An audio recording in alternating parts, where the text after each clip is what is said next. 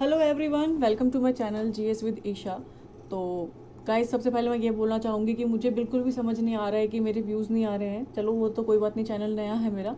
But at least जो भी देख रहे हो कमेंट में मुझे बता दिया करो कि आपको समझ आ रहा है या नहीं आ रहा है, या फिर मुझे क्या चीज़ कंप्लीट करनी चाहिए।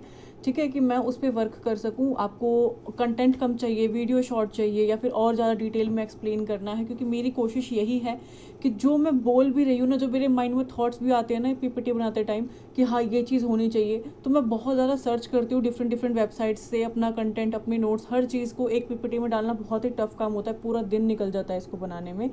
तो मैं भी चाहूँगी अगर मैं इतने एफर्ट्स लगा रही हूँ पढ़ाने में, तो कम से कम मुझे एक रिव्यू मिलता रहे, एक फीडबैक मिलता रहे आप लोगों से कि आपको अच्छा लग रहा है कि नहीं लग रहा है। ठीक है। आज जो है हम करने वाले हैं मुग़ल एम्पायर के बारे में। तो मुग़ल एम्पायर जो है हमारे लिए बहुत इंपॉर्टेंट है। ठीक है, तो हम इसे मुग़ल एम्पायर भी और उसके बाद जो लेटर मुग़ल एम्पायर्स होते हैं जो 1857 के रिवॉल्ट तक चलते हैं, उनके बारे में भी थोड़ा थोड़ा पढ़ेंगे। लेकिन मेन जो हमारे 5 है स्टार्टिंग के, उनके बारे में तो डीपली पढ़ेंगे ही। आज हम हुमायूं तक पढ़ेंगे। ठीक है, तो हुमायूं का हमने देखा है टर्म, अगर आपने थोड़ी बहुत हिस्ट्री पढ़ी होगी, कि वो जो है 2 बार आते हैं इंडिया में, 2 बार उनका रूल होता है हुमायूं का। बीच में जो है शेरशाह सूरी आते हैं, तो वो शेरशाह सूरी वाला भी जो पार्ट है वो हम कवर करेंगे। और फिर दोबारा जब हुमायूं आते हैं और उनकी डेथ हो जाती है, वहाँ तक करके फिर नेक्स्ट जो है हमारा अकबर, जहांगीर, शाहजहां, इनके बारे में हम पढ़ेंगे। औरंगज़ेब और जितने भी शाह आलम, जितने भी रूलर्स रहे हैं मुग़ल एम्पायर के, उनके बारे में हम नेक्स्ट वीडियो में पढ़ेंगे। मेरे हिसाब से पूरी वीडियो जो है 3 पार्ट्स में बनेगी। मैं नहीं चाहती कि मैं 1.5-2 घंटे या 3 घंटे का एक वीडियो बना दूँ और आप लोगों को फिर इंटरेस्ट भी नहीं आएगा। पहले इतना एक पार्ट कर लो आप। ठीक है, आज हम हुमायूं तक कर लेंगे और डिटेल में करवाऊंगी। फिर उसका आर्ट, आर्किटेक्चर, इकोनॉमी, डिक्लाइन, जितना भी पोर्शन था वो हम अलग एक सेपरेट वीडियो में करेंगे मुग़ल एम्पायर की। तो बिना देरी करे स्टार्ट करते हैं। मुग़ल जो है रूल करते हैं इंडिया में फ्रॉम 1526 से लेके 1761 तक। ठीक है, ये इनका पहला टर्न होता है। 2 बार ये आते हैं रूल करने। इसके बाद फिर से जब हुमायूं आते हैं वो टाइम फिर से आता है। ठीक है, जो मुग़ल हैं ये रूल करते हैं इंडिया में फ्रॉम 1526 से लेके 1761 तक। अब यहाँ पे आप जज मत करने लगना कि 1857 तक रहते हैं, वो भी आगे का मैं करवाऊंगी। लेकिन ये जो पहला पार्ट है वो लेटर मुगल्स में आ जाएगा। ठीक है, तो ये भी पहला पार्ट है। Constituting the major development in certain areas, मतलब इन्होंने जो है इंडिया में क्या क्या काम किया है, जो मेजर डेवलपमेंट्स किए हैं इन्होंने इंडिया में, वो म्यूजिक के फील्ड में किए हैं, लैंग्वेज के फील्ड्स में किए हैं, literature, paintings, arts and architecture में इनका काफ़ी अच्छा इंडिया में रोल रहा है। हमने भी देखा है काफ़ी ज़्यादा ऐसी चीज़ें हैं, दिल्ली में ही बहुत सारी चीज़ें हैं मुगल आर्किटेक्चर की, तो हम सब जानते हैं। सबसे ज़्यादा फेमस है ताजमहल। ठीक है, मैनी यूरोपियन ट्रैवलर्स, तो काफ़ी ज़्यादा यूरोपियन ट्रैवलर्स थे जो ट्रैवल करते थे इंडिया में, किसके टाइम पीरियड में, मुगल्स के टाइम पीरियड पे। एंड डिपेक्टिंग, मतलब बताते थे कि उस टाइम पे मुगल्स की लाइफ क्या होती थी, उनके रूल्स के बारे में, हर राजा के बारे में, उस राजा के टाइम पीरियड में क्या रूल रहा है। अगर बाबर है तो इन्होंने कैसे फाउंड किया, इन्होंने कैसे अपना सिंहासन चलाया, अपना शासन कैसे इन्होंने किया, कैसे अपनी जो टेरिटरी है वो एक्सटेंड करी, कैसे इंडिया में आके इन्होंने रूल किया, किसने इनको इन्वाइट किया था। तो ये सारी चीज़ें हमें कहाँ से पता चलती हैं, जो बाहर से यूरोपियन ट्रैवलर्स आते हैं और कुछ इंडिया में भी लोग होते हैं, तो वो राइटिंग लिखते हैं कि ऐसे ऐसे उस टाइम पे राजा हुआ करते थे और वहाँ पर जो लोगों की जो लाइफ थी वो कैसी थी। ठीक है, Babur was the founder of Mughal empire. तो जो मुगल एम्पायर का फाउंडर है या फर्स्ट एवर हम रूलर बोले मुगल एम्पायर का, तो वो बाबर हैं। Which was established in 1526। तो ये डेट आपको याद रखनी है, जो याद रखने के लिए होगा बहुत इंपॉर्टेंट, वो मैं बताऊंगी। बाकी स्टेट पीएससी के एग्जाम के लिए वो इंपॉर्टेंट है ही, लेकिन अगर आप एक यूपीएससी के एग्जाम की प्रिपरेशन कर रहे हो तो डेफिनेटली सिर्फ आपको ये ध्यान रखना है कि बाबर फाउंडर थे और उन्होंने कब फाउंड किया था, 1526 में। कई बार क्या होता है, स्टेटमेंट में पावर देख के हम टिक लगा देते हैं, हम डेट नहीं देखते हैं कि 1526 दे रखी है कि नहीं दे रखी है। आफ्टर बाबर डिफीटेड इब्राहिम लोदी, होता क्या है, बाबर जो है इब्राहिम लोदी को डिफीट करते हैं इंडिया में फर्स्ट बैटल ऑफ पानीपत, जो कि 1526 में होता है। तो इसलिए आपको ये डेट याद रखनी है। तो बाबर तब जो इंडिया में है मुगल एम्पायर स्टैब्लिश करते हैं। अब अगर हम बात करें, sorry, thus a new epoch and a new empire in India begin. उसके बाद जो है इब्राहिम लोदी को हराने के बाद बैटल ऑफ फर्स्ट पानीपत की जो बैटल होती है, उसमें हराने के बाद क्या होता है, मुगल एम्पायर इंडिया में जो है रूल करना शुरू कर देते हैं। नियरली 3 सेंचुरीज तक, यानी कि 3 सेंचुरी तक ये रूल करते हैं। कब से स्टार्ट होता है, 1526 से लेके 1857 तक। अब क्लियर हो गया आपको। 6 मेजर रूलर्स जो हैं इस डायनेस्टी के, वो हैं बाबर, हुमायूं, उसके बाद आते हैं अकबर और फिर आते हैं Jahangir, Shahjahan, Aurangzeb, known as the great Mughals left their mark in Indian history. तो इनके बारे में हम ज़्यादा डिटेल में पढ़ेंगे क्योंकि ये बहुत ही इंपॉर्टेंट रूलर्स रहे हैं और इन्होंने इंडिया की हिस्ट्री में काफ़ी कुछ जो है अपना योगदान दिया है। The empire declined after the death of Aurangzeb's death in 1707। तो 1707 डेट बहुत इंपॉर्टेंट है कि औरंगजेब की डेथ कब हुई थी, ये चीज़ बहुत बार अलग अलग एग्जाम्स में पूछा ही गया है, तो ये आपको ध्यान रखना है, ठीक है। Mughals were descendants of two great lineage of rulers. मतलब डिसेंडेंट क्या है, जो मुगल्स थे ये डिसेंडेंट थे, यानी कि इनके जो पूर्वज थे वो कौन थे, तो वो दो ग्रेट कोई रूलर्स रहे होंगे। तो जो बाबर हैं, founder of the Mughal empire in India, was related to Timur. तो जो बाबर थे जिन्होंने इंडिया में मुगल एम्पायर को फाउंड किया, वो तिमूर से रिलेट करते थे फ्रॉम हिज फादर्स साइड, अपने पापा की साइड से जो है बाबर जो है। कहने का मतलब है कि जो बाबर जो फाउंडर है मुगल एम्पायर के, इनका जो अगर हम बोले इनके पूर्वज यानी कि जो इनकी फैमिली का बैकग्राउंड है, इनके फादर और मदर है वो अलग अलग जगह से बिलोंग करते थे, तो इसलिए कहा है कि दो लीनिएज हैं। तो नेक्स्ट है हमारा बाबर जो है, वीडियो थोड़ी वो होगी थी बीच में। तो बाबर जो है ये फाउंड करते हैं मुगल एम्पायर को इंडिया में, वॉज रिलेटेड टू तैमूर। तो आपको समझ में आ गया था कि इनके जो फादर मदर है वो अलग अलग लीनिएज से थे, अलग अलग डिसेंडेंट थे, यानी कि अलग अलग जो है इनकी, एक कहते हैं ना हम कि एक आप बोल सकते हो जैसे इनके फादर जो हैं ये तिमूर से थे और जो इनकी मदर थी वो चिंगिस खान के साइड से थी, तो अलग अलग लीनिएज के ये रूलर्स थे, ठीक है। तो इसलिए बोला जाता है कि जो बाबर हैं ये ऐसे दो ग्रेट लीनिएज रूलर्स के वंशज हैं, इनके वंश हैं ये, जो जिनका नाम है बाबर, ठीक है। बाबर जो है सक्सीड करते हैं अपने फादर को as the ruler of Fergana Uzbekistan. तो फरगना उज्बेकिस्तान जो है उसके रूलर होते हैं इनके फादर। तो बाबर जो है उन्हें सक्सीड करते हैं but soon lost his kingdom, और जल्दी ही उज्बेकिस्तान को ये खो देते हैं जब बाबर सिंहासन संभालते हैं। तो फाइनेंशियल डिफिकल्टीज़ का फेस करते हैं ये काफ़ी ज़्यादा। Oppression of Uzbekistan attack on Kabul. तो उज्बेकिस्तान जब काबुल पर अटैक करता है तो फाइनेंशियल डिफिकल्टीज़ को फेस करते हैं, और इन्विटेशन आता है राणा सांगा का टू इंडिया इन्वेट करने के लिए इंडिया में, forced Babur to towards the India. देखिए दो चीज़ें इनके साथ घटित होती है, एक तो उज्बेकिस्तान जो इनका रूलिंग एरिया होता है वो ये खो देते हैं, अब वहाँ पे ये अटैक करते हैं डिफरेंट एरियाज में, वहाँ पे इनका फाइनेंशियली, कहने का मतलब है टोटल कि फाइनेंशियली इनका बहुत नुकसान होता है। और एक डायनेस्टी या एम्पायर को चलाने के लिए आपके पास मनी यानी कि पैसा होना बहुत ज़रूरी है, आपको फाइनेंशियली स्ट्रांग होना बहुत ज़रूरी है, जो कहीं ना कहीं बाबर के टाइम पे जो है फाइनेंशियली डिफिकल्टीज आ रही थी।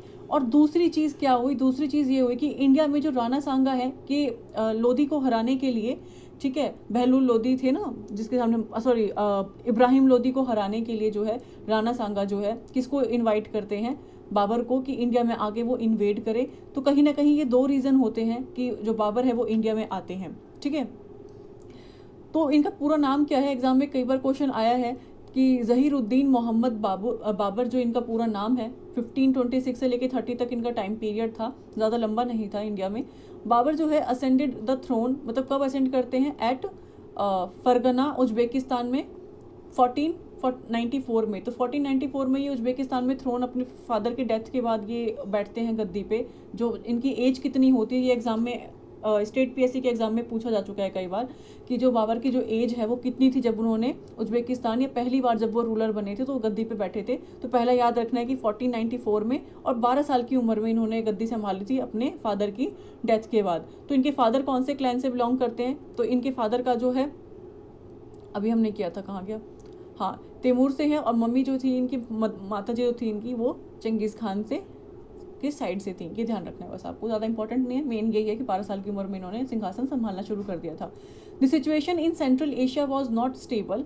तो जो सेंट्रल एशिया था उसकी सिचुएशन जो है स्टेबल नहीं थी, and Babur had to face a lot of resistance from the nobility. देखिए नोबल्स हुआ करते थे कोर्ट में, ये हम पढ़ते आ रहे पूरे मिडेवल इंडिया में, तो कहीं ना कहीं उनका भी विरोध इन्होंने फेस किया था बाबर ने, क्योंकि कोई भी नहीं चाहेगा कि 12 या 13 साल का बच्चा आके गद्दी संभाल ले। और नोबल्स जो थे वो काफ़ी बड़ी बड़ी एज के थे, काफ़ी ज़्यादा एजुकेटेड बोल सकते हो, बहुत ज़्यादा अलग अलग फील्ड में वो काफ़ी लेजेंड थे, तो वो नहीं चाह रहे थे इनको कि ये गद्दी संभाले।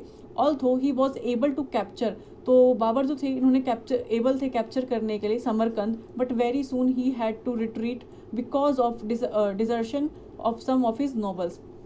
तो ये बहुत ही अच्छे थे योद्धा, ये एबल भी थे कि समरकंद को कैप्चर कर सकते थे, लेकिन हुआ क्या, इनको पीछे हटना पड़ गया क्योंकि जो इनके नॉवेल्स थे वो इनको आगे बढ़ने नहीं दे रहे थे। He also lost Fergana to the Uzbeks. तो उज्बेकिस्तान से इन्होंने फरगना जो इनका रूलिंग एरिया था वो भी लॉस्ट कर गए, यानी हार गए वहाँ पे। तो एक रीज़न था ये इंडिया में आके इन्वेड करने का बाबर का। After years of wandering he seized Kabul. तो काफ़ी साल बाद, भटकने के बाद, लड़ाई करने के बाद इन्होंने काबुल को अपने कब्जे में किया, सीज कर लिया। कब? 1504 में। अगेन ये डेट इंपॉर्टेंट है। During this whole period he had plans of moving towards Hindustan. तो इस पूरे पीरियड में क्या हुआ, ये काबुल तक क्यों आए, क्योंकि इनको इंडिया में आना था। एंड फाइनली फ्रॉम 1517 ऑनवर्ड्स के बाद he made decisive moves towards the India. तो 1517 के बाद ये इंडिया की तरफ बढ़ते हैं। Meanwhile in India there was a conflict between Afghan chiefs with Ibrahim Lodi. तो होता क्या है, एक कॉन्फ्लिक्ट चलता है किसके बीच में, सम अफगान चीफ्स विद इब्राहिम लोदी। तो इब्राहिम लोदी और अफगान चीफ्स होते हैं, उनके बीच में कुछ कॉन्फ्लिक्ट चल रहे होते हैं उस टाइम पे। तो प्रोमिनेंट अमंग दैम वाज दौलत खान लोदी। तो उस टाइम पे दौलत खान जो लोदी थे वो गवर्नर थे लार्ज एरिया ऑफ पंजाब के, मतलब पंजाब का जो एक काफ़ी लार्ज एरिया था उसके गवर्नर थे कौन, दौलत खान लोदी। किस तब की बात हो रही, जब इब्राहिम लोदी और अफगान चीफ्स के बीच में कॉन्फ्लिक्ट चल रहे थे। ये स्टोरी आपको समझ नहीं आएगी क्योंकि जब तक आप पीछे की बाकी वीडियोस नहीं करेंगे, लोधी डायनेस्टी वगैरह जो मैंने करवाई हैं, ठीक है, उसमें मैंने जिक्र किया है इस बात का। The Rajput king of Mewar, तो राणा सांगा जो मेवाड़ के किंग थे, राजपूत किंग थे, was also asserting his authority against Ibrahim Lodi. तो ये भी क्या करते हैं, ये अगेंस्ट होते हैं इब्राहिम लोदी के। And was trying to increase his area, अपने एरिया को इंक्रीज करना चाहते हैं, of influence in north India में। Both of them sent towards to Babur. तो हुआ क्या था, दौलत खान लोधी भी और राणा सांगा दोनों ही गए थे इनवाइट करने, किसको, बाबर को, इंडिया में इन्वेट करने के लिए। और Daulat Khan Lodi might have encouraged Babur ambitious. तो ये दोनों ही उसके पास गए थे, कहने का मतलब है। बिटवीन 1519 से लेके 1524 तक तो जो बाबर हैं वो इन्वेट करते हैं बेहरा में, या बहेरा, सिलाईकोट और लाहौर में। तो सियालकोट और लाहौर और बहेरा में ये इन्वेट करते हैं, आक्रमण करते हैं ये टाइम पीरियड में। फाइनली इन 1526 इब्राहिम लोदी और बाबर जो है काफ़ी वॉर लड़ते हैं, बैटल ऑफ पानीपत, जिसमें बाबर की जीत होती है और इब्राहिम लोदी हार जाते हैं। Babur had an active army. तो बाबर की आर्मी जो है सिर्फ 1200 सोल्जर्स की होती है, लेकिन एक्टिव होती है 12,000 सोल्जर्स की होती है, लेकिन वो एक्टिव होते हैं। वहीं जो इब्राहिम है, इब्राहिम लोदी की जो आर्मी है वो 1 लाख सोल्जर्स की होती है। When face to face in the battlefield, Babar's tactics were unique. तो बाबर की जो वॉर टेक्निक्स थी वो बहुत ही यूनिक थी, और इसलिए 12,000 मतलब कह सकते हो एक तरीके से कि 10 गुना ज़्यादा लोग थे इनके पास, या 8 गुना ज़्यादा आप बोल सकते हो। होने के बाद भी बाबर जीत जाते हैं। He effectively applied the Rumi Ottoman method of warfare. तो रूमी क्या है, ऑटोमन बोलते हैं, वारफेयर का एक मेथड है, लड़ाई करने का एक टेक्निक है जिसे रूमी बोलते हैं, वो अप्लाई करते थे कौन, बाबर। किसने, कब किया था इन्होंने, बैटल ऑफ पानीपत में 1526 में, ध्यान रखना ही आपको। कैनन्स जो है, जो ये ट्रूप्स वगैरह, कैनन्स वगैरह इन्होंने यूज़ किए, मैंने फोटो इसलिए डाल दी, आप देख लिए, were an important addition in 16th century warfare. अगर पूछा गया कि कैनन्स कहाँ यूज़ किए गए थे, तो 16th सेंचुरी में जो बैटल ऑफ पानीपत की वॉर हुई थी इब्राहिम लोदी और बाबर के बीच में, तो उस बीच इसका यूज़ किया गया था। ये एक वेपन है वॉर करने के लिए। Babur used them effectively in the battle of Panipat. तो फर्स्ट बैटल ऑफ पानीपत में ये यूज़ किया गया था बाय बाबर। तो use of cannons in the first battle of Panipat पहली बार यूज़ किया गया था, आपको अच्छे से ध्यान रखना है। Babur had conquered Delhi and Agra. तो दिल्ली और आगरा को ये कॉन्क्वर्ड कर लेते हैं, यहाँ पर मतलब अपनी विजय प्राप्त कर लेते हैं, कैप्चर कर लेते हैं। But he still had suppress the Rajput and Afghan. लेकिन फिर भी इसको जो है क्या करना था, राजपूत और अफगान को सप्रेस करना था। देखिए अब तक क्या था, अफगान और इब्राहिम लोदी के जो चीफ्स थे उसके बीच में लड़ाइयाँ चल रही थी, कॉन्फ्लिक्ट्स चल रहे थे। इधर राणा सांगा नहीं चाहते थे कि इब्राहिम लोदी जो है रूल करे, तो इब्राहिम लोदी को तो बैटल ऑफ पानीपत में ये हरा देते हैं। अब रह गए इंडिया में कौन, राजपूत और अफगान। इनके साथ भी इनको लड़ाई लड़नी थी, कब, जब इन्होंने दिल्ली और आगरा पे अपनी विजय प्राप्त कर ली थी। बाबर डिसाइड करते हैं take on Rana Sanga of Chittor. तो ये पहले जाते हैं राणा सांगा के पास, चित्तौड़ के जो होते हैं, who was as ruler of Mewar, had a strong influence over Rajasthan और मालवा। तो मालवा और राजस्थान में इनका काफ़ी स्ट्रॉन्ग इन्फ्लुएंस होता है राणा सांगा का, तो ये उनके पास जाते हैं कौन, Babur. And the force of Babur and Rana Sanga met at Khanwa. तो ये वॉर करने जाते हैं तो खानवा में ही अटैक वॉर होती है। अगर क्वेश्चन आया कि कहाँ पे होती है तो बैटल ऑफ खानवा के नाम से जाना जाता है, जो कि जस्ट 1 साल बाद बैटल ऑफ पानीपत के ये जाते हैं।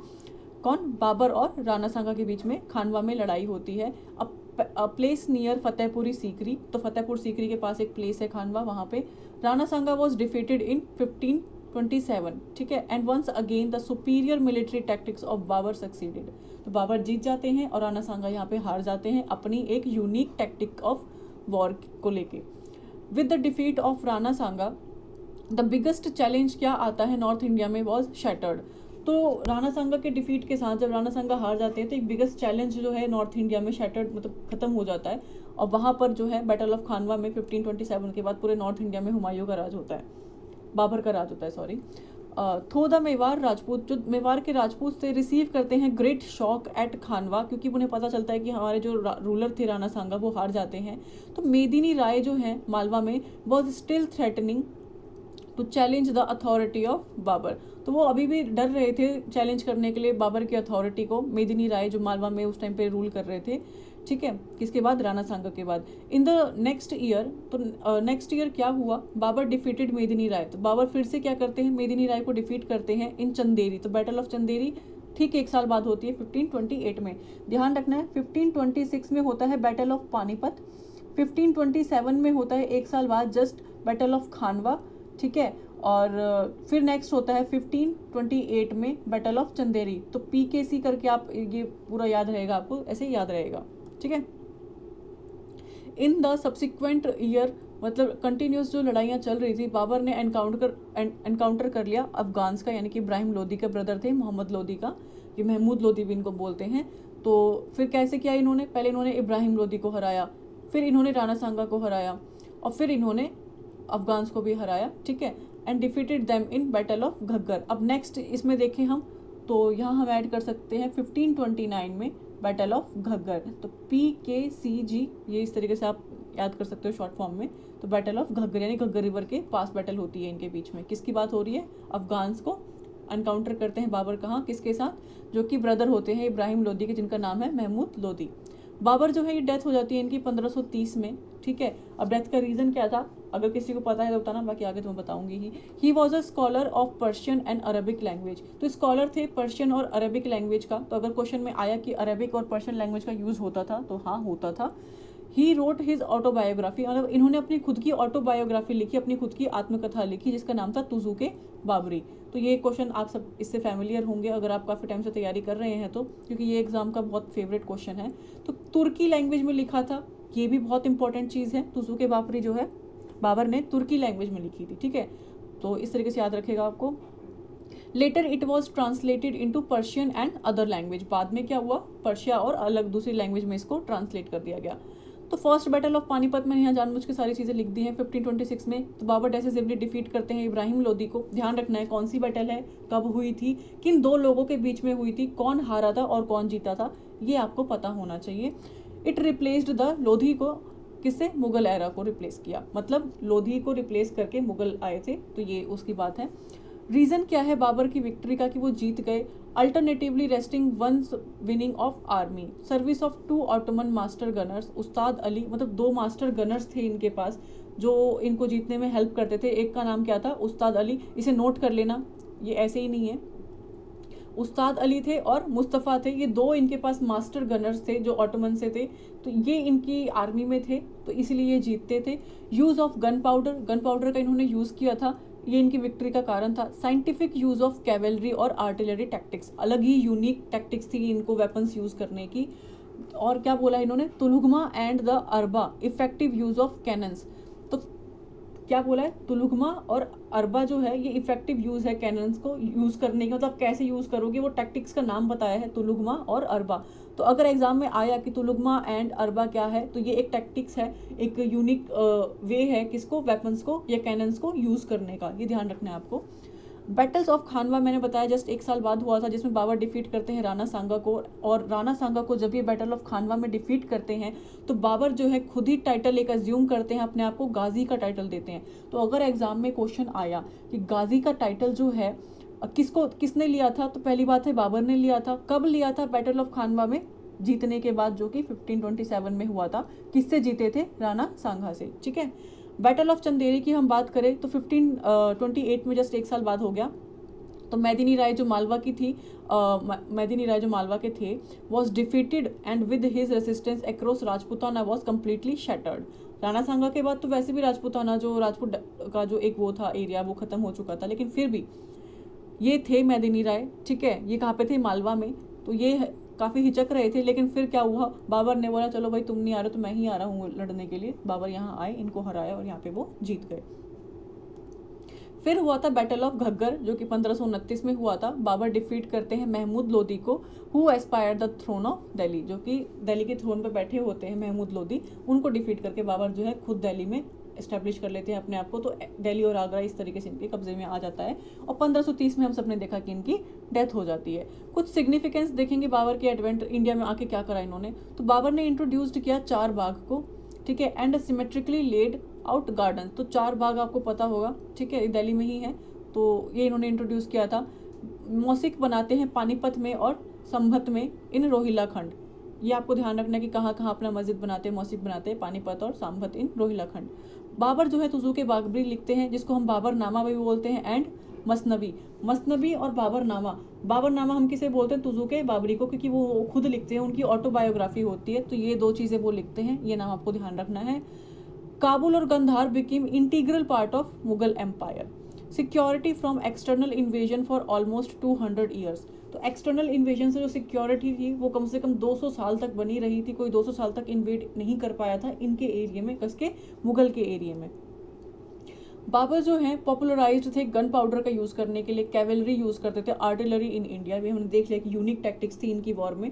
गन पाउडर यूज़ करते थे अर्लियर इंडिया में, बट बाबर ने पॉपुलराइज किया इसको यूज़ करके। ऐसा नहीं है कि गन पाउडर जो पहली बार यूज़ किया गया हो, लेकिन बाबर ने इसको अपनी वॉर में एक यूनिक तरीके से यूज़ करके इसको फेमस कर दिया। स्ट्रेंथ किया इंडिया का फॉरेन ट्रेड। ठीक है। किसने? बाबर ने। अगर आ गया ना क्वेश्चन में कि बाबर के टाइम पे इकोनॉमिकली चेंजेस क्या हुए थे, तो इसने फॉरेन ट्रेड में काफ़ी बड़ा योगदान निभाया था। तो ये आपको ध्यान रखना है। बाबर इंट्रोड्यूस करते हैं a mode of warfare in India. तो नया एक तरीका वॉरफेयर का इंट्रोड्यूस करते हैं। डिफीट करते हैं सांगा को, यानी कि राणा सांगा और लोदी को।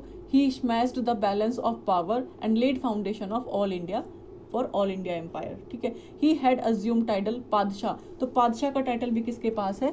कौन से 2 टाइटल लेते हैं ये अपने आप को? 2 टाइटल लेते हैं, एक पादशाह का लेते हैं और एक गाजी का टाइटल लेते हैं। कौन? किसकी बात हो रही है? बाबर की। ठीक है। ये हो गया हमारे बाबर खत्म। अब आएंगे हुमायूं पे। तो हुमायूं जो है इनके बाद आते हैं। इनका टाइम पीरियड है 1530-40 से लेके 55-56 तक। इनका पूरा नाम क्या था? नसीरुद्दीन मोहम्मद हुमायूं, ये इनका पूरा नाम था। After the death of Babur 1530, his son, इनके बेटे थे हुमायूं, इनको सक्सीड करते हैं। हुमायूं जो है एक कल्चर्ड और लर्नड पर्सन थे, मतलब काफ़ी फेमस नहीं थे। इनको वॉर वगैरह में कोई इंटरेस्ट नहीं था, इसलिए बोला जाता है कि ये बहुत ही अनफॉर्चुनेट रूलर बोला जाता है इनको। अगर एक टर्म आ गया कि अनफॉर्चुनेट रूलर कौन थे, तो वो हुमायूं थे। ठीक है। कल्चरल में इंपॉर्टेंस देते थे, पढ़े लिखे थे, लर्न पर्सन थे, and was not soldier like his father. तो ये सोल्जर नहीं थे, इनको लड़ाई में, वॉरफेयर में कोई मतलब नहीं था। He was faced with the problems of a weak financial system. तो वीक फाइनेंशियल सिस्टम का इन्होंने काफ़ी ज़्यादा प्रॉब्लम फेस किया था कि फाइनेंशियली स्ट्रॉन्ग नहीं थे। And the predatory of Afghans, तो अफगान्स को भी इन्होंने फेस किया। हाउएवर इन 1539 में क्या हुआ? शेरशाह सूरी आते हैं, डिफीट करते हैं हुमायूं को इन the battle of Chausa. Battle of Chausa से क्वेश्चन बहुत बार एग्जाम में आ चुका है, चाहे वो यूपी पीएससी के एग्जाम हो, बीपीएससी के एग्जाम हो, ठीक है, राजस्थान पीएससी के एग्जाम हो, एमपी पीएससी के एग्जाम हो, बहुत सारे एग्जाम्स में बैटल ऑफ चौसा को लेकर काफ़ी क्वेश्चंस आए हैं। तो किन के बीच में हुआ था? पहली चीज़ ये याद रखनी है। तो बैटल ऑफ चौसा हुआ था शेर शाह सूरी और हुमायूं के बीच में। क्लियर है? कब हुआ था? 1539 में ये बैटल हुई थी इन दोनों के बीच में। सम हाउ हुमायूं जो है मैनेज्ड करते हैं to escape from the battle ground, वो वहाँ से भाग जाते हैं, और जीतता कौन है? शेरशाह सूरी। तो जो ग्रोथ होती है अफगान पावर की in this region around Bihar and Uttar Pradesh, समझ में आ गया क्यों मैंने बोला? बिहार और उत्तर प्रदेश में अंडर द लीडरशिप ऑफ शेर खान, यानी कि शेरशाह, बाद में शेरशाह की उपाधि ले लेते हैं। और मैंने ये चीज़ करवा रखी है कि शेरशाह सूरी जो है शेरशाह की उपाधि कब लेते हैं, तो ये आप मुझे कमेंट में बताएंगे अगर किसी ने पढ़ा है तो। ठीक है। तो जब हुमायूं को ये हरा देते हैं, तो सबसे पहले इनका जो रूलिंग का एरिया है वो स्ट्रॉन्ग कहाँ पे होता है? तो वो बिहार और यूपी में होता है, और इनका नाम जो है वो शेर खान होता है। फहीद नाम भी होता है शायद इनका, अगर मैं गलत नहीं हूँ तो। और बाद में ये शेरशाह सूरी कहलाते हैं। Made Humayun to initiate action, ठीक है, डिफीट करते हैं Afghans, defeating the Afghans at Daura in 1532, Humayun besides the powerful fort in Chunar. तो दौराह में अफगान्स को डिफीट करते हैं कौन, हुमायूं, 1532 में, ये ध्यान रखना है आपको, 1532 में ये डिफीट करते हैं। और हुमायूं जो है एक फोर्ट बनाते हैं, किला बनाते हैं चुनार में, तो ये ध्यान रखना है आपको। इन द नेक्स्ट ईयर क्या होता है, शेर शाह सूरी कन्फ्रंटेड हुमायूं इन कन्नौज। ये करने के बाद जस्ट अगले साल ही जो क्या होता है, नेक्स्ट ईयर में शेर शाह सूरी जो है आते हैं हुमायूं के पास कन्नौज में एंड डिफीट करते हैं कम्प्लीटली हुमायूं को। बैटल ऑफ कन्नौज बोला जाता है 1540 में। देखिए 39 में बैटल ऑफ चौसा में इनको हराते हैं, लेकिन वहाँ से हुमायूं जो है भाग जाते हैं, ठीक है। और यहाँ क्या होता है, बैटल ऑफ कन्नौज होता है, ठीक है, एक साल बाद 1540 में, ध्यान रखना है। बैटल ऑफ चौसा जो कि होता है 1539 में, और जस्ट एक साल बाद होता है बैटल ऑफ कन्नौज जो कि होता है 1540 में। तो इसमें तो हुमायूं बच जाते हैं, भाग जाते हैं ग्राउंड से, लेकिन इसमें जो है पूरी तरीके से हारे जाते हैं। और शेरशाह जो है स्टार्ट करते हैं इंडिपेंडेंट रूल इन इंडिया, ठीक है। अभी थोड़ा सेम चीज़ें हैं, मेरे को अलग वेबसाइट पे मिला था तो मैंने डाल दिया इसमें, मैं पेन चेंज कर लूँ। He had to deal with the rapid growth of power of Afghans. तो हुमायूं को अफगान्स की जो बढ़ती हुई पावर थी वो डिफीट उसको काफ़ी फेस करना पड़ा, क्योंकि ये एक योद्धा नहीं थे, एक सोल्जर नहीं थे, तो इनको पता ही नहीं था कि लड़ना कैसे है। एंड जो बहादुर शाह थे गुजरात के, उनको भी इन्होंने फेस किया। इस बैटल ऑफ चौसा में और बैटल ऑफ कन्नौज में शेरशाह जो है डिफीट करते हैं हुमायूं को और फोर्स करते हैं इनको कि इंडिया से ये चले जाए, मारते नहीं हैं, इंडिया से भाग जाने के लिए बोलते हैं। For some time he took shelter at in the Iran king. तो ईरानियन किंग के पास हुमायूं जो है शेल्टर लेते हैं, शरण लेते हैं, छुपने की जगह लेते हैं, क्योंकि इनके पास कुछ होता नहीं है। तो 1555 में क्या होता है, following the breakup of Suri empire, तो इसके बाद जो है सूरी एम्पायर का ब्रेक होना शुरू हो जाता है, टूटने लगता है। तो ये रिकैप्चर करते हैं दिल्ली को, बट जब से वो रिकैप्चर करते हैं तो अगले ही साल इनकी डेथ हो जाती है। पूरी स्टोरी समझ में आ गई कि एक बार ये इंडिया से चले जाते हैं, फिर ये ईरान में जाके शरण लेते हैं, वहाँ जाके रहते हैं कुछ टाइम तक। फिर 1555 में ये वापस आते हैं इंडिया में, जब सूरी एम्पायर का डिक्लाइन हो रहा होता है। इनके डिक्लाइन के बाद जैसे ही हुमायूं वापस से आके दिल्ली कैप्चर करते हैं, तो अगले ही साल जो है इनकी डेथ हो जाती है। डन। अब देखेंगे कि हुमायूं बिल्ड करते हैं एक new city at Delhi which is named Din Panah. तो दीन पनाह नाम की एक सिटी कौन स्टैब्लिश करता है दिल्ली में, वो है, उनका नाम है हुमायूं। मौसिक बनाते हैं, जमाली मौसिक और mosque of Isa Khan at Delhi, ये ध्यान रखना है। हिज विडो, इनकी जो विडो थी यानी कि जो इनकी वाइफ थी, इनकी डेथ के बाद अमीदा बेनू बेगम, इनका नाम याद रखना है, एग्जाम में क्वेश्चन पूछा गया है कि हुमायूं की जो वाइफ है उनका नाम क्या था। तो अमीदा बेनू बेगम जो है ये बनाती है हुमायूंस टॉम्ब, जो कि यूनेस्को की हेरिटेज साइट है। एग्जाम में डायरेक्ट क्वेश्चन ना पूछ के ऐसे पूछा जाएगा कि हुमायूं टॉम्ब किसने बनवाया था, तो ये हुमायूं की वाइफ थी जिनका नाम था अमीदा बेनू बेगम। और हुमायूं टॉम्ब आज की डेट में जो है यूनेस्को की वर्ल्ड हेरिटेज साइट का हिस्सा है। हुमायूं की जो सिस्टर थी गुलबदन बेगम, ये हुमायूं नामा लिखती है, कंफ्यूज नहीं होना है। हुमायूं टॉम्ब बनवाती है उनकी वाइफ बेनू बेगम, और हुमायूं नामा कौन लिखती है, उनकी सिस्टर लिखती है जिनका नाम है Gulbadan Begum. The foundation for the Mughal painting, तो मुगल पेंटिंग की जो फाउंडेशन है, एक स्टार्ट जो बोल सकते हो, किसने रखी है, वो हुमायूं ने रखी है। When he was staying in Persia, तो हुमायूं जब पर्शिया में रहते थे तो इन्होंने जो है एक स्टार्ट किया मुगल पेंटिंग का, ठीक है। तो फाउंडर माना गया है मुगल पेंटिंग का किसको, हुमायूं को।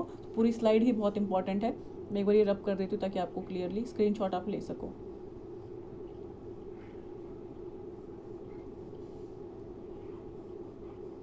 ठीक है। नेक्स्ट हम देखते हैं क्या लिखा है। He brought with him two painters, ये अपने साथ पर्शिया से जो है दो पेंटर्स लेके आए जिनका नाम था मीर सैयद अली एंड अब्दुल समाद। तो मीर सैयद अली और अब्दुल समाद जो है, ये सामद बोल सकते हो, ये दो पर्शियन पेंटर्स थे जो हुमायूं अपने साथ लेके आए थे इंडिया में, और who became famous during Akbar reign, लेकिन ये अकबर के रीजन में फेमस हुए थे, तो आपको ये ध्यान रखना है। थे किसके टाइम पीरियड के, हुमायूं के, लेकिन फेमस कब हुए, अकबर के रीजन में। अब पढ़ेंगे शेरशाह सूरी जब आते हैं, वो हराते हैं उनको, किसको हराते हैं, हुमायूं को। तो ये क्या करते हैं उस बीच में, ठीक है। तो फाउंडर होते हैं सूर डायनेस्टी के, एंड सेकंड अफगान एम्पायर होता है आफ्टर लोधी डायनेस्टी। तो आपको ये अगर पूछा गया कि अफगान डायनेस्टी कौन कौन सी थी, तो लोधी डायनेस्टी भी अफगान डायनेस्टी थी और सूर डायनेस्टी भी अफगान एम्पायर से ही था। शेरशाह जो है ये रूल करते हैं, लास्टेड फॉर 5 ईयर्स, तो 5 साल तक ये रूल करते हैं। इनका ओरिजिनल नाम फरीद होता है, who later came to be called as Sher Khan. तो इनको बाद में शेर खान बोला गया, फिर उसके बाद इनका नाम रखा गया शेरशाह सूरी। ये सन थे, बेटे थे एक जागीरदार के under the kingdom of Jaunpur. तो जौनपुर के किंगडम में इनके जो पिता थे वो जागीरदार थे, उनके बेटे थे फरीद। इनके फादर थे हसन खां सुर। तो हसन खां सुर शेरशाह सूरी के फादर थे, जो कि एक जागीरदार थे, ठीक है, जौनपुर के। Held the jagir of Sasaram. तो जो इनके फादर थे हसन खां सुर, ये क्या करते हैं, held the jagir of Sasaram in Bihar. तो बिहार में जो सासाराम है वहाँ पे थे ये during the rule of Lodhi's. तो लोधीज के टाइम पे आफ्टर डिफीटिंग हुमायूं, हुमायूं को हराने के बाद ही बिकेम सॉवरन, ये सॉवरन हो जाते हैं क्योंकि कोई होता ही नहीं है, तो इंडिपेंडेंट रूलर बन जाते हैं ये 1540 में।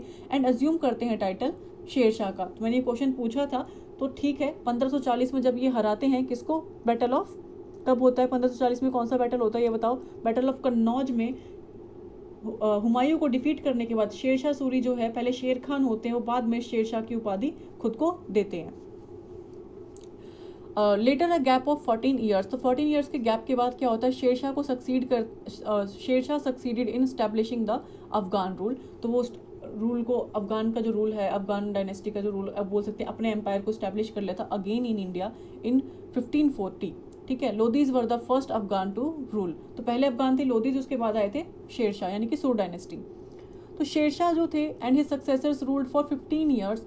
This period is known as the period of second Afghan empire. ठीक है, इनके पीरियड को सेकेंड अफगान एम्पायर का नाम से जाना जाता है।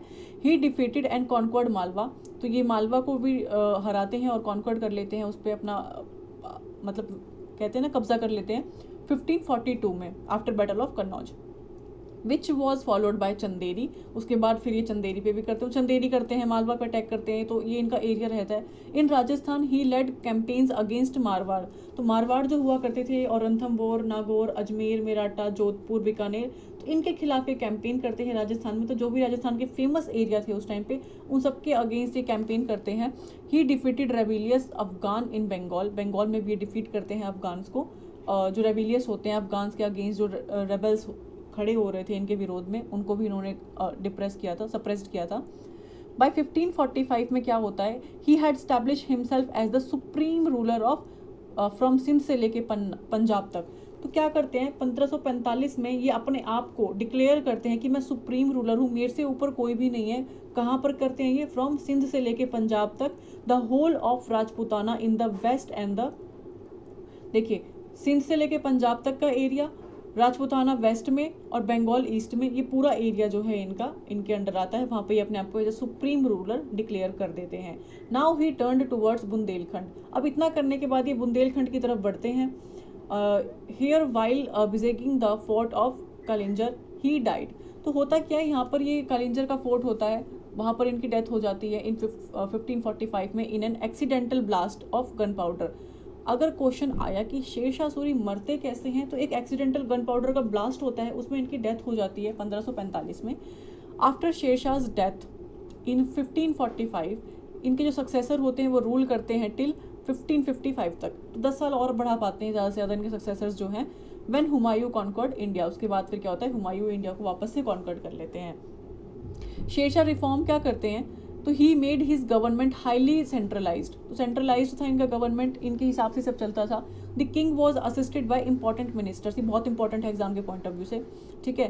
तो कुछ किंग्स जो है, जो किंग हुआ करते थे, वो कुछ मिनिस्टर्स के द्वारा असिस्ट किए जाते थे। वो मिनिस्टर्स कौन थे, पहले मिनिस्टर्स थे दीवान ए विजारत, ये ध्यान रखना है, ऑल्सो कॉल्ड वजीर, यानी कि प्राइम मिनिस्टर, जो कि इंचार्ज थे रेवेन्यू और फाइनेंस के। तो दीवान ए विजारत यानी कि वजीर, यहाँ से आप आइडिया लगा सकते हो, जो कि इंचार्ज थे रेवेन्यू और फाइनेंस के, मतलब पैसों का जो भी पूरा चिट्ठा हुआ करता था वो ये संभालते थे, दीवान ए विजारत।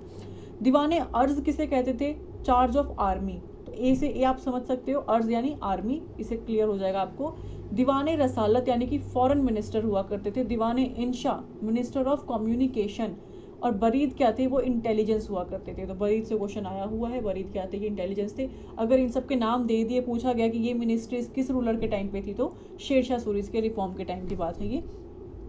शेरशाह के जो एम्पायर है डिवाइड था इनटू सरकार्स में। अब सरकार क्या है देखेंगे हम, तो चीफ शिकदार थे, लॉ एंड ऑर्डर्स। तो चीफ शिकदार जो हुआ करते थे उन्हें हम लॉ एंड ऑर्डर्स के उससे जाने जाते थे। चीफ जो मुंसिफ चीफ हुआ करते थे वो जज हुआ करते थे, incharge of the administration of each sarkar. तो हर सरकार के इंचार्ज हुआ करते थे कौन, लॉ एंड ऑर्डर संभालने के लिए, और जज होते थे चीफ शिकदार और चीफ मुंसिफ। तो ये हर सरकार में हुआ करते थे, ये ध्यान रखना है दोनों ही। ईच सरकार was divided into several Parganas. तो एम्पायर सरकार्स में डिवाइड था, सरकार्स परगनाज में डिवाइड थे। जैसे डिस्ट्रिक्ट बोलते हैं फिर उसको हम बोलते हैं सब डिस्ट्रिक्ट, तो वैसे ही उस टाइम पे सरकार हुआ करते थे और परगनाज हुआ करते थे। शिकदार जो था मैंने बताया मिलिट्री ऑफिसर थे, लॉ एंड ऑर्डर संभालते थे। अमीन जो थे वो लैंड रिवेन्यू थे, अमीन जो है वो लैंड रिवेन्यू से रिलेटेड है। फोतेदार जो है ट्रेजरर बोलते थे उन्हें हम। कारकून्स अकाउंटेंट्स हुआ करते थे। ये सारे नाम आपको पता होने चाहिए कि इस टर्म को क्या बोला गया है, किसके टाइम पीरियड में, बहुत इंपॉर्टेंट होता है एग्जाम के पॉइंट ऑफ व्यू से। We are in charge of the administration of each parganas. तो ये ईच परंगाज के ये जो चीज़ें हैं, देखिए सरकार को ये मैनेज करते थे, और जो ईच सरकार जो था वो डिवाइड था परंगाज में, तो परगनाज में जो डिवाइडेड है उनको ये हैंडल करते थे। ठीक है, क्लियर हो गया। मौजा विलेज की हम बात करें तो मौजा किसे कहते थे, विलेज को, ये मौजा बोल सकते हो, वो विलेज को हम बोलते थे। Was the lowest level of administration. ठीक है, there was also many administrative units called iqtas. तो काफ़ी एडमिनिस्ट्रेटिव यूनिट्स को इक्ताज भी बोला गया। इक्ताज तो हम सुनते ही आ रहे हैं मिडेवल हिस्ट्री में शुरू से ही। The land revenue was well organised. तो जो लैंड रिवेन्यू था वो काफ़ी अच्छे से ऑर्गेनाइज्ड था। And revenue officer were called amils. तो मैंने बताया था कि रिवेन्यू ऑफिसर्स को हम आमिल बोलते थे, या आमिल्स बोल सकते हो आप, या आमीन भी बोला है हमने, एन भी लगा सकते हो। And qanungo were the official incharge of maintaining revenue records. देखिए रिवेन्यू ऑफिसर था आमिल, और रिवेन्यू रिकॉर्ड्स कौन संभालता था, कानूंगो, ये ध्यान रखना है। Land survey was carefully done. तो लैंड का सर्वे बहुत अच्छे से डन होता था। He introduced a schedule of crop rates. तो क्रॉप रेट्स का एक शेड्यूल बनाया था जिसको हम बोलते हैं रे। तो रे अगर एग्जाम में पूछा गया तो वो एक क्रॉप रेट्स का शेड्यूल इंट्रोड्यूस किया गया था, किसके द्वारा, शेरशाह सूरी के द्वारा। इम्प्रूव करते हैं लैंड रिवेन्यू बाय अडॉप्टिंग जब्ती ए हर सल। तो एक लैंड रिवेन्यू अडॉप्ट करते हैं, ये इम्प्रूव करने के लिए लैंड रिवेन्यू को अडॉप्ट करते हैं। जब्ती ए हर साल, जो कि होता है लैंड असेसमेंट एवरी ईयर। हर साल जो ज़मीन होती थी उसका असेसमेंट करते थे, तो उसे क्या बोलते थे, जब्ती ए हर साल, ताकि जो है कोई भी घपलेबाजी ना हो पाए लैंड में। तो ये काफ़ी अच्छी चीज़ थी उस टाइम पे। ये इन्होंने कुछ रिफॉर्म्स किए थे जो ध्यान रखने हैं आपको। ऑल कल्टिवेबल लैंड्स वर क्लासिफाइड इनटू 3 क्लासेस। जो कल्टिवेबल लैंड्स थे तो उनको 3 क्लासेस में, यानी कि 3 पार्ट्स में डिवाइड किया गया था, जिसका एक का नाम था गुड, फिर था मिडल और था बैड। तो दी स्टेट्स शेयर वॉज 1। जो स्टेट का शेयर था was 1/3 of the average production, average produce. तो होता था मतलब कि जैसे हर कल्टिवेबल लैंड जहाँ पे खेती हो रही है उसको गुड, मिडल और बैड में डिवाइड कर दिया गया था। और जो स्टेट ना हर लैंड से कितना शेयर लेता था, 1/3 जो है शेयर लिया करता था एवरेज प्रोड्यूस, जितना भी प्रोड्यूस होता था उसका। And it was paid in cash और क्रॉप। तो वो आप पे कर सकते हो, या तो आपकी जो खेती हुई है उसका 1/3 हिस्सा आपको देना है। अब चाहे वो क्रॉप दो या फिर आप उसको बेच के पैसे दो, तो ये आपको ट्रिब्यूट स्टेट को देनी पड़ती थी। Land was measured using. अब देखिए ये बहुत ही इंपॉर्टेंट है, सिकंदरी गज किसने इंट्रोड्यूस किया था, 32 पॉइंट का ये होता था, 32 इंच बोल सकते हो। सिकंदरी गज किसने इंट्रोड्यूस किया था, ये लैंड को मेजर करने के लिए, यानी ज़मीन को मापने के लिए जो गजे सिकंदरी है, ये गजे सिकंदरी भी इसको बोला गया है, सिकंदरी गज भी बोला गया है। 32 इंच है, 32 पॉइंट आप बोल सकते हो।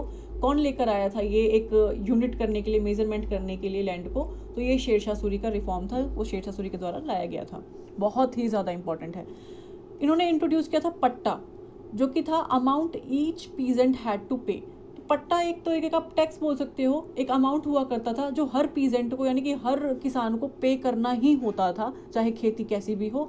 एंड कबूलियत, डीड ऑफ एग्रीमेंट, एक एग्रीमेंट होता था, एक कबूलियत। तो ये 2 चीज़ें इन्होंने इंट्रोड्यूस की थी, पट्टा और कबूलियत। शेरशाह का had also improve the communication by laying 4 important highways. तो इनका हाईवे बनाने में भी बहुत बड़ा योगदान है। तो 4 इंपॉर्टेंट हाईवेज इन्होंने बनाए थे। देवर, एक था सोनार गांव टू सिंध। तो पहला हाईवे इन्होंने बनाया सोनार गांव से सिंध तक। दूसरा बनाया आगरा से बुरमापुर तक। तीसरा बनाया जोधपुर से चित्तौड़, और चौथा बनाया लाहौर से मुल्तान तक। तो ये 4 हाईवेज इन्होंने बनाए थे, ये ध्यान रखना है। इन्होंने एक्सटेंड किया था जीटी रोड। तो जीटी रोड का फॉर्मेशन किसने किया था, वो शेरशाह सूरी थे, जिसको बोला गया है ग्रैंड ट्रंक रोड। तो एसएससी के एग्जाम में जीटी रोड की फुल फॉर्म पूछी जाती है, तो आपको ध्यान रखना है। फ्रॉम कहाँ से बनाए थे इन्होंने जीटी रोड, चित्तगोंग से लेके in the frontiers of province of Bengal in the north east India to Kabul Afghanistan तक जीटी रोड इन्होंने बनाई थी, ध्यान रखना है। In the far north east of the country, north west of the country. तो अफगानिस्तान नॉर्थ वेस्ट तक और नॉर्थ ईस्ट बंगाल तक, वहाँ से लेके यहाँ तक इन्होंने पूरी जो है जीटी रोड बनाई थी। किसने? शेरशाह सूरी ने। He followed branding of horse's, तो हॉर्स की ब्रांडिंग क्या करते थे? अगर क्वेश्चन आया कि कौन सा रूलर था, कौन सी डायनेस्टी थी, या सूर डायनेस्टी थी जिन्होंने ब्रांडिंग ऑफ हॉर्स शुरू किया था फ्रॉम, तो इन्होंने कहाँ से सीखा था? पहली बात तो ये ध्यान रखनी है। तो अलाउद्दीन खिलजी का नाम सबसे पहले आता है कि हॉर्स की ब्रांडिंग करने में उन्हीं से सीखा था इन्होंने, शेरशाह सूरी ने फॉलो करा था और मेंटेन किया था अपनी खुद की पर्सनल रॉयल फोर्स कॉल्ड खासा केल। तो खासा केल जो था वो हॉर्स की ब्रांडिंग से रिलेटेड था, जिसमें इनकी खुद की एक रॉयल फोर्स हुआ करती थी शेरशाह सूरी की, क्या नाम है? खासा कायल, जो कि अलाउद्दीन से इंस्पायर होकर इन्होंने किया था। मलिक महमूद की अगर हम बात करें, मलिक महमूद जयासी, ये क्या लिखते हैं? The famous Hindi work Padmavat. तो पद्मावत जो एक बहुत ही हिंदी वर्क, हमारा मूवी बनी है इसके ऊपर, सबको जानते होंगे। तो किसने लिखी थी ये? तो मलिक महमूद जयासी ने लिखी थी। तो हम सबको पता है इसके बारे में, तो इनका नाम आपको याद रखना है। He started building a new world city in Delhi, तो एक इन्होंने क्या किया? एक नई वर्ल्ड सिटी बनाने की कोशिश करी इन्होंने, बनाया था इन्होंने इंडिया में, which later came to known as Purana Qila. तो उसको पुराना किला के नाम से या ओल्ड फोर्ट के नाम से जाना जाता है। ही बिल्ट हिज ऑन मॉजिलियम इन सासाराम, खुद का मकबरा बनाते हैं कहाँ पे? सासाराम में। अब हुमायूं के बारे में पढ़ेंगे, दोबारा आते हैं हुमायूं जब शेरशाह सूरी का डिक्लाइन होता है, शुरू डायनेस्टी का 1555 से लेके 1556, एक साल के बाद ही मर जाते हैं, फिर वापस आते हैं। तो जब शेरशाह सूरी की डेथ हो जाती है, उसके बाद क्या होता है? इनके रूलर्स इतने स्ट्रांग नहीं रहते सूर डायनेस्टी के, तो 1555 में इनका डिक्लाइन हो जाता है सूर डायनेस्टी का, और फिर हुमायूं जो है, इनको फिर से मौका मिल जाता है इंडिया आने का after death of Sher Shah Suri. तो when Humayun left India in 1540, तो 1540 में इंडिया से जाते हैं बैटल ऑफ कन्नौज में हारने के बाद। ही मैरिड हमीदा बानो बेगम से, ये मतलब जो इनका मकबरा बनवाती हैं हमीदा बानो बेगम। तो हुमायूं नामा नहीं, क्या बनवाया था, मैं भी कंफ्यूज हो गया, आप देख लेना। तो Bano Begum on his way to Sindh, तो सिंध जाने के वक्त ये उनसे शादी करके जाते हैं। When they stayed in Amarkot a Hindu kingdom ruled by Rana Prasad, तो होता क्या है, जब ये अमरकोट में रुके थे, एक हिंदू किंगडम था अमरकोट, बाय राणा प्रसाद का जो किंगडम था, तो वहाँ पर अकबर पैदा होते हैं 1542 में।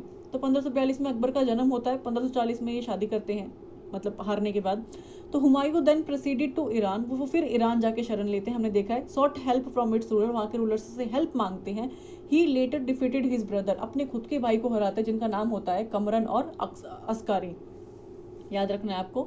इन the meantime the Sur dynasty in India was declining rapidly, उसके बाद क्या हो रहा था? शेरशाह सूरी की डेथ के बाद जो सूर डायनेस्टी है वो रैपिडली डिक्लाइन हो रही थी। तो आने वाले 5 सालों में शेरशाह सूरी की डेथ के बाद ये डिक्लाइन हो जाता है।